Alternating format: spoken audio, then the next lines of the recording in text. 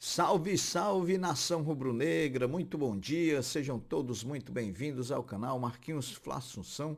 Nós estamos chegando na manhã dessa sexta-feira para trazer todas as informações e as principais notícias do rubro-negro mais querido do Brasil e do mundo, o Clube de Regatas do Flamengo. Bom, meus amigos, inicialmente eu pediria a você que não é inscrito no canal que você fizesse a sua inscrição, ela é muito importante para o crescimento do trabalho, que também você deixe o like, porque o like diz para a plataforma que você gosta dos conteúdos e que também você compartilhe esses mesmos conteúdos nas suas redes sociais, para que mais rubro-negros possam estar se juntando aqui conosco no canal. E por fim, que você ative o sininho das notificações para que o YouTube possa notificá-los de tudo que estiver acontecendo de novidade aqui no canal. Dito isso, vamos às notícias do Mengão, porque aqui não tem enrolação e hoje tem muita notícia. Então vamos lá.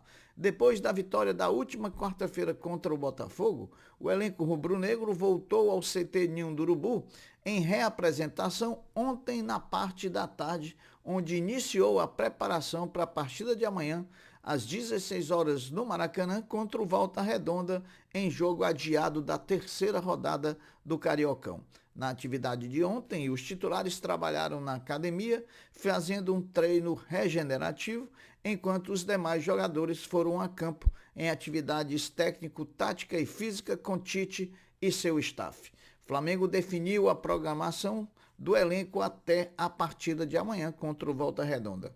Ontem, quinta-feira, treino às 15 horas, hoje treino às 9h30 da manhã, amanhã, dia do jogo contra o Volta Redonda às 16 horas e no domingo, folga, né? No domingo de carnaval, folga para o elenco rubro-negro. O uruguaio De La Cruz lesionou o ombro esquerdo na partida contra o Botafogo em uma das quedas durante o clássico contra o mesmo Botafogo, disputado na última quarta-feira no Maracanã.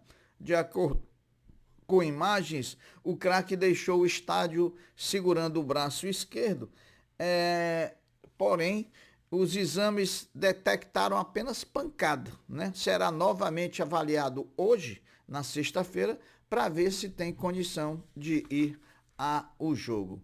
Hoje, a partir das 9h30 da manhã, o Flamengo faz no CT Ninho do Urubu sua última atividade em preparação para a partida de amanhã contra o Volta Redonda. A grande expectativa do treino de hoje é também pelo time titular, pela escalação do time titular e também pela presença normal de De La Cruz no treinamento e, por consequência, na própria partida de amanhã. Além também da grande expectativa que existe da confirmação do lateral esquerdo Matias Vinha entre os relacionados para enfrentar o Volta Redonda. Aí você diz assim, pô, não vai nem apresentar o Matias Vinha e já pode botar ele no jogo? Pode, não tem nada a ver uma coisa com a outra.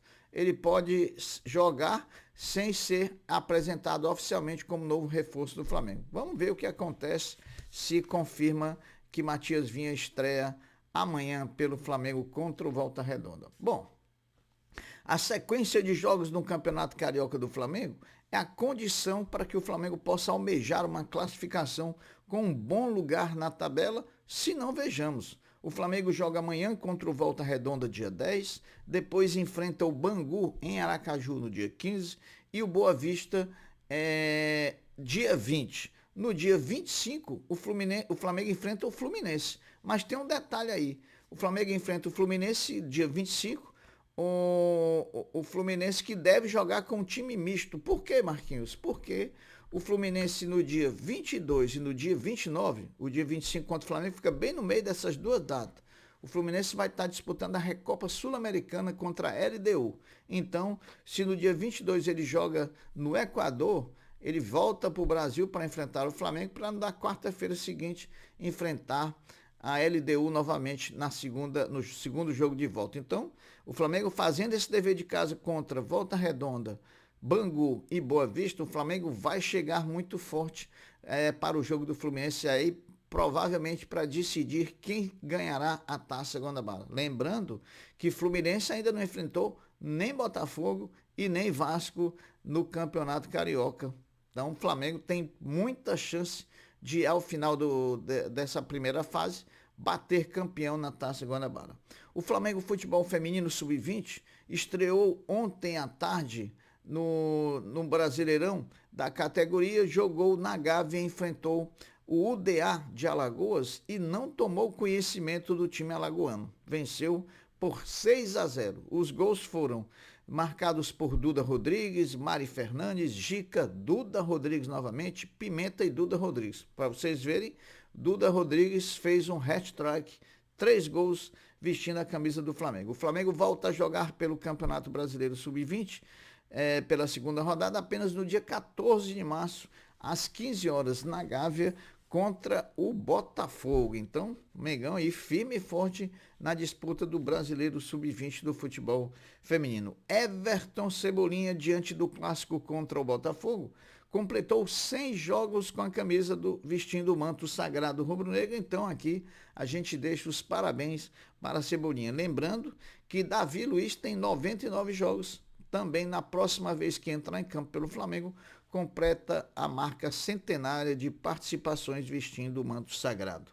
O Flamengo, que após a vitória contra o Botafogo, dormiu na vice-liderança do Carioca, depois do fechamento da 7ª rodada, Flamengo caiu uma posição, né? Os jogos de ontem foram Nova Iguaçu 1, Madureira 0, Vasco da Gama 1, Audax 0, Fluminense 1, Sampaio Corrêa 0. Hoje jogam Boa Vista e Portuguesa.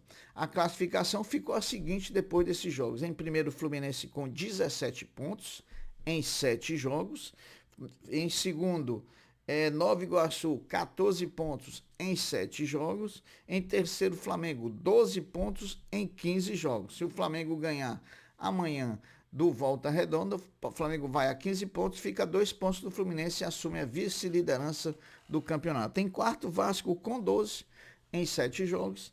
E em quinto, Botafogo com 11 em 7 jogos. Então, não tem nada de desesperadora a classificação do Flamengo nesse momento da Taça Guanabara.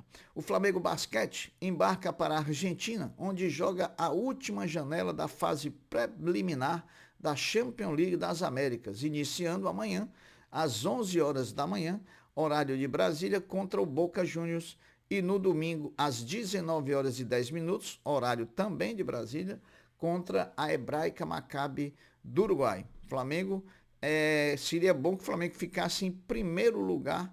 Aliás, se correr o bicho pega, se ficar o bicho come.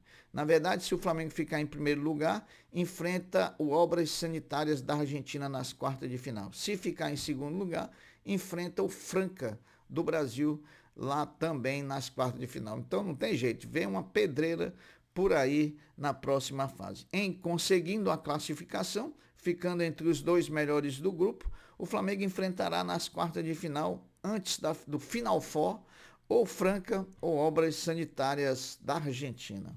O Flamengo segue invicto na temporada de 2024. Ao todo, foram 8 jogos disputados, com 4 vitórias contra Audax, Filadélfia, Sampaio Corrêa e Botafogo, e 4 empates contra Nova Iguaçu, Orlando City, Portuguesa e Vasco da Gama, com desempenho até o momento de 66,7% na temporada de 24. Lembrar aqui, meus amigos, que ontem, por conta do 5º ano da tragédia dos garotos no Ninho, todos os conteúdos das redes sociais do Flamengo foram publicados em preto e branco. Não sei se prestaram atenção, mas todos os conteúdos ontem, inclusive o vídeo de bastidores do jogo do Flamengo contra o Botafogo, todos foram em preto e branco. Inclusive a participação de Léo Pereira também no programa Resenha do Jogo da Flá TV também foi transmitido em preto e branco. Tudo que o Flamengo nas redes sociais ontem fez, publicou, foi em preto e branco em homenagem aos 10 garotos que foram vítimas da tragédia do Ninho do Urubu.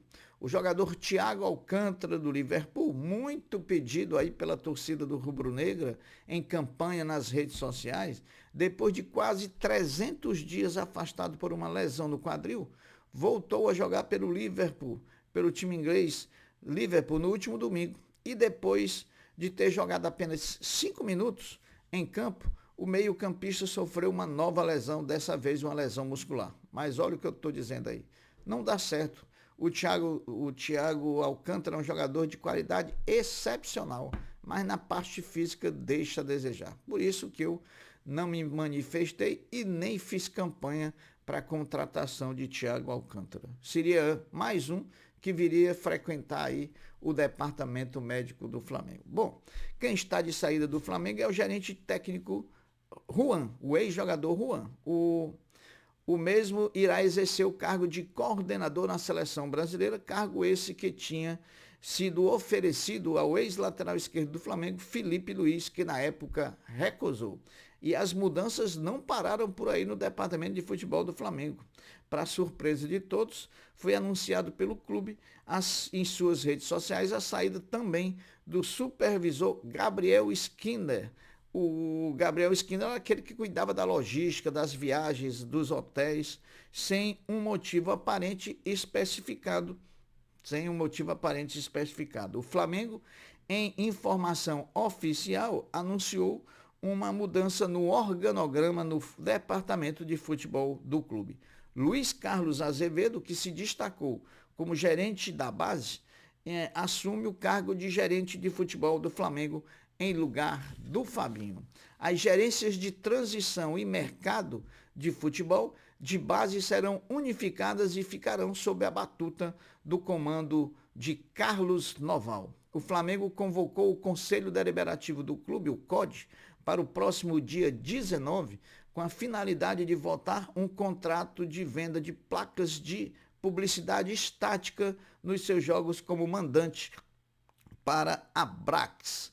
O contrato cobre os anos entre 2025 e 2029, portanto 5 anos, sendo 50 milhões de reais por ano, totalizando no período aí 250 milhões de reais. É muita grana que vai entrar. Lembrando que o Flamengo já ofere 30 milhões por ano, então esse valor quase que dobraria passando a ser de 50 milhões. A fornecedora de material esportivo oficial do Flamengo, a Adidas, comunicou ao clube e ao Flamengo que detectou um lote de cerca de 12 mil camisas do novo modelo do Manto Sagrado número 1 foram produzidos com material defeituoso. E quem comprou, Marquinhos, como é que fica pelo investimento tão caro que foi feito? A orientação é que procurem o saque da Adidas, se pedirá que envie as peças para uma análise técnica de até 30 dias, né? Então, lamentável essa situação aí. Para encerrar, o treinador Tite é o técnico com pior média de gols feitos pelo Flamengo desde 2019. A média de Tite é de 1,56 gols por jogo. Foram 25 gols em 16 jogos. O líder dessa média de 2019 para cá é Jorge Jesus com 2,37, 132 gols em 58 jogos. Mas Tite não fica muito longe de Sampaoli, o último treinador não, com 1,61, 63 gols em 39 jogos. Então, as notícias são essas, eu vou ficando por aqui, deixando um até breve, um até logo, dizendo fiquem todos com Deus, porque eu sempre estou com ele. Saudações rubro-negras. Fui!